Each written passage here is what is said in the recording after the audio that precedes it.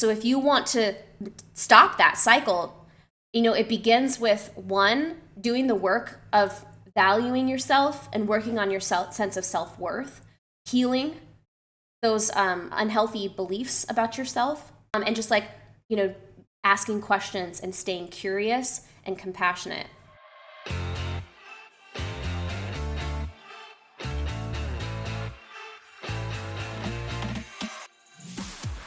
Hey there, welcome to the Coaching Corner podcast. I'm Jade Harrison, aka JD Gaines. I'm a personal trainer and I created this podcast so that I can share information on how to eat better and build a body that you love. In this episode, I provide some advice for how to communicate with your partner, with your friend, with a family member, someone who gives unsolicited feedback criticizing your body. I firmly believe that no one should ever offer unsolicited feedback on anything, but especially when it comes to the appearance of our bodies. We experience enough body shaming as it is in this culture. As a trigger warning, this episode also does go into relationship abuse, emotional abuse, which often criticizing and body shaming is a part of abusive relationships. So if you are very sensitive to that topic, I want to give you a trigger warning now. And if that is just a little bit too triggering of a topic for you, feel free to sit this episode out. However, I do think that it's a good conversation to listen to help you to identify those types of patterns in your relationships. I will post some links to resources below in the comments to this video and also in the podcast episode notes for resources that can help you if you do find yourself in an abusive domestic situation or in an abusive relationship and you need a little bit of help getting out of it or coping with it. So without further ado, let's talk about how to deal with people who criticize our bodies and try to shame us.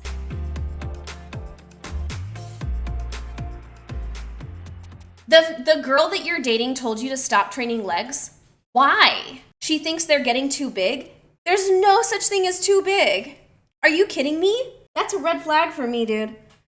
That's a red flag for anybody to tell you how to train.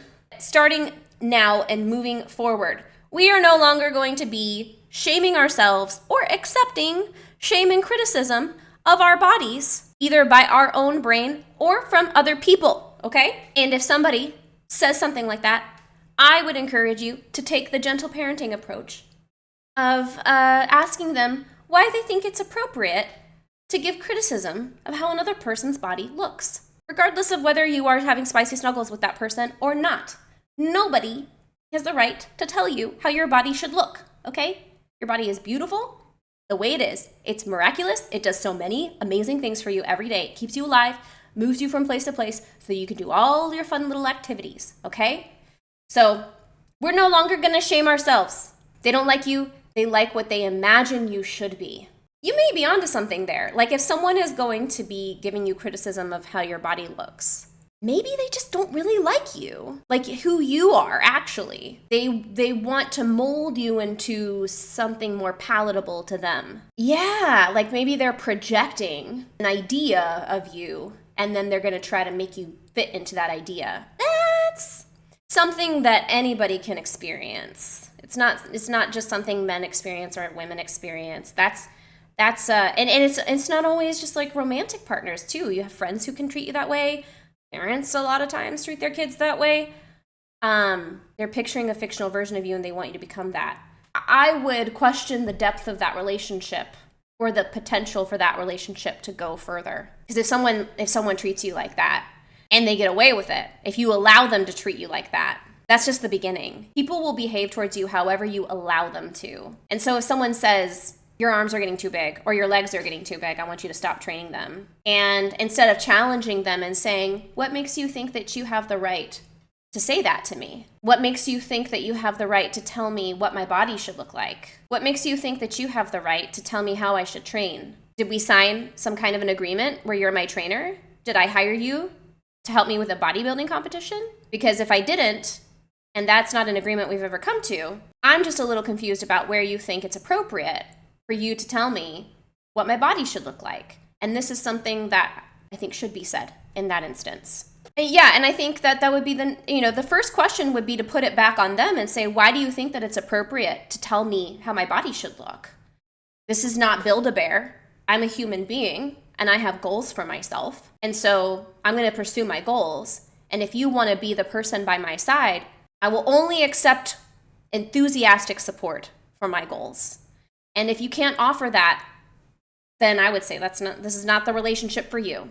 Give them an opportunity to make a better choice, but that conversation needs to be had, I would argue. And give them an opportunity to see reflected back on them how inappropriate that kind of a statement is.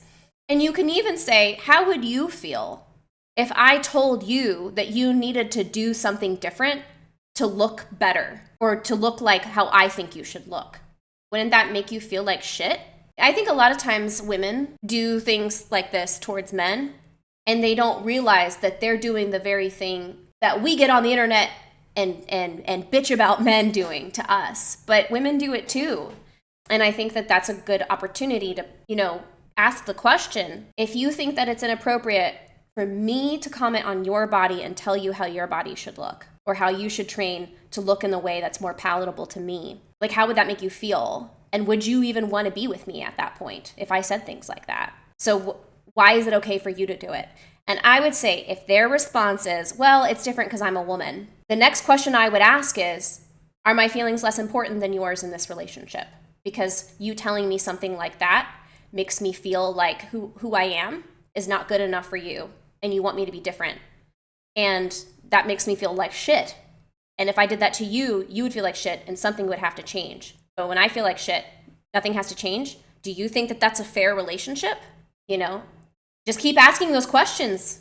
And eventually, either they're going to admit that they're kind of jerks and you'll realize, I'm with a jerk and I shouldn't be with this person. Or they'll realize, oh, I'm being a jerk and I need to back off, But I think that regardless, that question needs to happen, or that conversation needs to happen. I've totally done that to men, although I want to think that it's usually in the context of a bodybuilder asking about which body parts are lagging from a specific aesthetic perspective. Oh, that's totally different. That's totally different from a girlfriend telling her boyfriend, I want you to stop training legs. Your legs are getting too big. And I don't find it attractive. I think we all do that from time to time, where we project our ideas of what another person should be or should be like, and then we try to mold them into that. And that's why I think it's important to have the conversation and bring the question back. Why do you think that it's appropriate for you to ask me that, or for you to say that? Why do you think it's appropriate for you to say that? Because sometimes the question can prompt the self-reflection that they're maybe not having, or that I'm not having in that moment, and not realizing that I'm being unkind. The book Unbound, A Woman's Guide to Power, which I actually think men should read too. I know it's specifically targeted towards women, but I do think it's a must read for everyone, because it's basically about taking control of interactions and conversations. But in essence, whenever you're in a situation where somebody acts inappropriately, or where you would maybe freeze, the best way to turn things around is to ask a question. So find a question to put the focus back on the other person and make them have to respond. And it takes practice to get good at, instead of shutting down or arguing. Instead, just ask them a question that starts with why, or do you really think? And then just say back what they said. Or even just, you don't even have to say, why do you think it's appropriate? You say, why are you asking me this? What makes you say that? What are you thinking right now that you would say something like that? What's going on in your mind? And you can even say, you can repeat what you're hearing. Just repeating back to them is another tool, where basically you repeat what they just said as a question. So you can even literally repeat word for word, and then just have a rising intonation at the end, am I hearing you correctly? Am I hearing you correctly? Am I understanding you correctly? And then basically repeat back to them your understanding of what they're saying. Or am I understanding correctly that you're criticizing my body right now? Is that how you're meaning, to interact with me right now? Asking a question forces them to respond and reflect. I've had to come a long way in having these difficult conversations without getting defensive or shutting down, at which point the thread gets lost entirely. Yeah, exactly. Still not perfect, but I've noticed a lot of difference in the outcomes when I can stay calm. Pagro, you should read this book. You should read this book. I think it would blow your mind too. I'm just going to relink it in the chat because I do think it's a must read for everybody. I think it's a must read especially for people who are survivors of any kind of abuse. Any kind of abuse, because like really all abuse kind of starts with psychological and emotional abuse, right? For some of us, it stays psychological and stays emotional. And then for others, it eventually, becomes physical. So, when you have experienced that, the reason why like you might find yourself getting, in these relationships with people who take advantage or like who don't treat you well, it's because it's almost like your brain has been mapped and programmed in a certain way that certain stimulus makes you respond automatically in a certain way. It's called a paradigm. Your abuser or the mean person in your life, they condition you and they teach you how to accept their abuse. They normalize it over time. They teach you how to respond in the right way. And this becomes just part of how you go about your life. And you internalize it. And actually, that's one of the main goals of an abusive person, is to get you to internalize their system of abuse so that you do the work for them, so that you start turning the shame onto yourself. You keep beating yourself up so they don't have to lift a finger. All they have to do is give you a look and they can send you into a panic, right? Those mindset structures are put in place over a long period of time. And when you break off that relationship and when you leave that person, those structures are still there in your brain, right? And they're still there in how you interact with yourself and how you interact with the world and how you interact with other people. You're conditioned to respond in a certain way. And it takes deliberate effort to recognize those responses and to change them. Just like it does take deliberate effort to recognize unhealthy eating habits or, sitting still for the whole day and not getting any exercise. It takes deliberate effort to recognize and identify those things and then to correct them over time. But these are habits of thought. These are habits of interaction.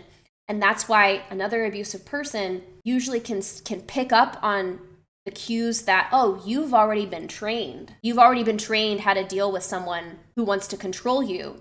And so they can step right in and pick right up where the other person left off. So if you find yourself in a series of relationships that are with people who just don't treat you well, and maybe they don't hit you, but they just don't treat you well. Maybe you're not to blame. Maybe you have been taught and conditioned to interact with people in a way where your boundaries don't get respected. Maybe you don't even know how to put up boundaries. Maybe you don't even know what your boundaries are or what they should be. It's not your fault. You have been taught to interact with the world that way. But the good news is that you can fix it. It's fixable. It definitely is. You just have to go through the process. And it's a long process, and you have to be patient with yourself. It is so disturbing how that happens, but the patterns are there if you know how to see them. Yes, they are there if you know how to see them, and you need to learn how to see them because abusers can see them.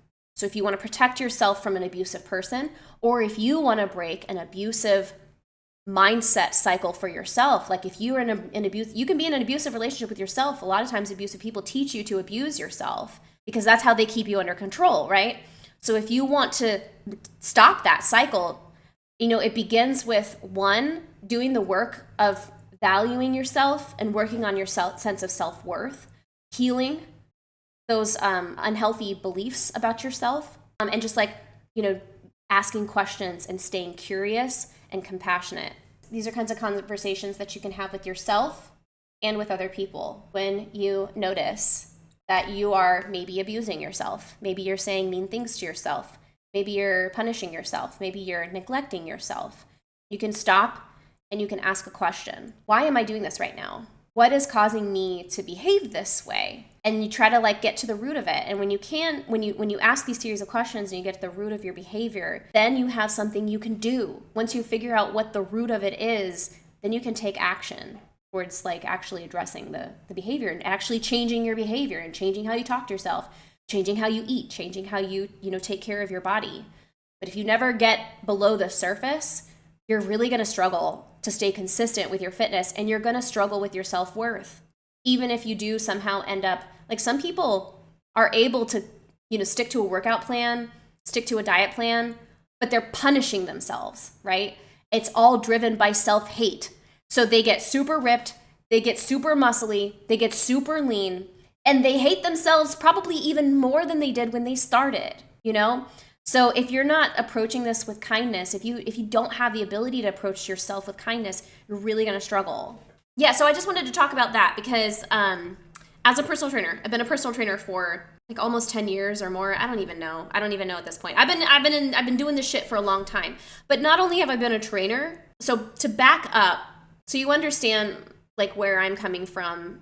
Some of y'all know like my family history. And a lot of my the earlier generations of my family had a really hard time and grew up in really harsh environments. And that had an impact on how they interacted with themselves and with the world and with us, their family members. And it's created a lot of tension and it's really hard. But another thing that I noticed is a lot of members of my family have also struggled with taking care of themselves physically, with eating healthy and with exercising. So many members of my family have eating disorders. And I grew up watching many of my close family members struggle with eating disorders of every kind, every single kind. There's someone in my family who has one. Like this is something that I'm like very intimately familiar with. And I struggled with one too in high school. And a lot of this stuff stems from having unresolved trauma or untreated neurospiciness. Having untreated ADHD and autism is one of the main issues that I've had to struggle with my whole life, and it impacts how I take care of myself. But, having unresolved trauma, having poor self-worth as a result of that trauma, or maybe as the result of your neurospiciness, all of this can impact how you see yourself and how you interact with yourself and how you take care of your body. So if you've tried to get fit in the past and you've struggled to stay consistent, or you've struggled with, getting consistent success, I think there's two questions that you need to ask yourself. Number one is, what was your motivator? Why did you want to get fit in the first place? Like, what was your goal? Were you motivated by self-hate or self-disgust? Like, I hate where I am right now. Something needs to change because I don't like where I am. Or are you motivated by, I want to take care of my body because I'm so grateful for it and it does so many things to me and things for me, and I want to take good care of it. I want to live healthier. I want to live longer. Those are two very different approaches. I would say the most common approach when someone is at the beginning of their fitness journey is the first one. Most people that I see who do like an initial consultation with me as a personal trainer, I ask them why they, what brings them in today? What are their goals? Why are they here basically? And most of the time people are saying, well, something needs to change. I hate how I look. I need to get on track. And, so that is a really common motivator. It's good enough to get you through the door. You have to reach a point where you are sick of living the way that you are, or sick of looking the way that you do. Once you reach that point where you're like, something has to change, at that point, not only do you need to, yes, go ahead and like start making plans for how you're going to take better care of yourself, get with a personal trainer, book a couple appointments with a nutritionist, make a plan, okay? Make a plan, get on a plan, and start, use that fuel, use that fire, to get you started. But just know that for the long run, being motivated by self-hate and self-disgust, for most people, is only going to take you so far. It's not clean fuel, like self-hate, self-disgust. It's not clean fuel. It doesn't burn clean. It's only going to take you like a little bit into what you need to do. If you want to stay consistent with it and you want to have like long-term success and you want to reach long-term goals, you're going to have to work on your mindset and shift towards cultivating more of I'm going to take better care of myself. I'm going to do what my body needs for me to do. And if you have trouble taking care of yourself, then you got to do some deeper work and figure out what's your block there. What's keeping you from being able to take care of yourself or value yourself enough as a person who deserves to be taken care of. Letting your self-hate, motivate you is, like I said, it's a good way to kind of get started, but it's not going to take you very far. For most people, they eventually drop out because it's just hard. You know, it's hard to change your habits. And if you're stressed by, you know, your poor relationship with yourself, and then you're stressed by all of the changes that you have to make, it becomes just too much for a lot of people. Whereas if you start working on your self-worth and you start working on how you see yourself and trying to, you know, do that inner child work, or, you know, whatever type of therapy that you do, where you work on your relationship with yourself and improve that, you will have such an easier time taking care of your body and doing the things that you need to do, because you're not at war with yourself. Because being at war with yourself takes so much energy. It's so draining. So how are you going to like muster up the energy to get a workout in or to make the better food choice, you know? It's exhausting to hate yourself. It's exhausting to be beating yourself up all the time or recovering from getting beat up all the time. So changing your mindset is number one. And I'm not a therapist. And I don't pretend that I'm a therapist, but I do recommend, you know, doing that inner work, working with a therapist, or doing shadow work. I know therapy is not for everybody, but there are ways that you can work on yourself and develop a better relationship with yourself. There's many, many more options than just therapy, but I would say that therapy is a good place to start. But yeah, you know what? And you know, if nobody has ever told you, I'll tell you right now, you totally are a person worthy of being well taken care of. You deserve that. And regardless of what you think you deserve or you don't deserve, regardless of what you think you're worth or not worth, this is what your system needs. You as a whole, your body, your brain, your body, your whole system, you need to be a safe space for yourself. And you need and you deserve to love yourself, you know? Because at the end of the day, you're the one who sets the example for how you want to be treated by other people. So if you don't like the way that other people treat you, check in with how you treat yourself. Because if you're not treating yourself well, it's going to be really hard for you to recognize poor treatment and set boundaries on poor treatment from other people. So prioritize that. So you need to do that while you're also learning how to take better care of your body, while you're learning how to eat better, while you're learning how to exercise. Also be learning how to formulate better thought habits and treat yourself better. At the end of the day, you're your own best friend. You are the person who's going to be with you every single day of your life. You were born with you, you're going to die with you. And, you know, you wake up to you every morning. So how do you want the person who's with you all the time to treat you? Do you want them to be abusive and mean to you? Or do you want someone who's going to encourage you, someone who's going to say, oh, it's okay when you mess up? And that's another thing that you probably want to start cultivating, is like telling yourself, it's okay. When you think of something that you did in the past and you were like, oh my God, I'm so stupid. I hate that I did that. Practice saying to yourself, it's okay. Or you mess up, it's okay. You know, how would you talk to a child? Or how, when you were a child, would you like an adult to have spoken to you if you messed up? You know, these are the things that you want to start questioning yourself and like thinking about, and how you talk to yourself. Because I guarantee you, by working on yourself, you're going to have a much easier time taking better care of your body. So I hope that that's helpful for you guys to think about. I like to have this reminder frequently, because it's so easy to get sucked back into our old patterns of thinking and start self-sabotaging. And I do the same thing too. You know, we all need that reminder from time to time. So I hope that it's helpful for you.